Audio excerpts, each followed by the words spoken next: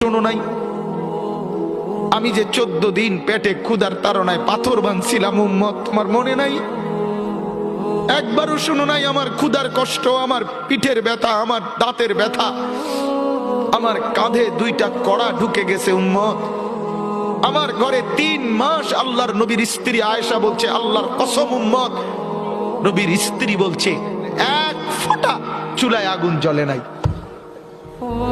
নওজোয়ান আপনারা বলেন বাপ, আজকে যাদের 1 বছর 6 মাস 2 বছর কোনদিন ফজরের নামাজ পড়েন না, দিনের পর দিন রাতের পর রাত যায়, এভাবেই 6 মাস, এভাবেই 1 বছর, এভাবেই 2 বছর, আপনি জানেনও না ফজরের ওয়াক্ত হয় কখন, ফজরের জামাত হয় কখন।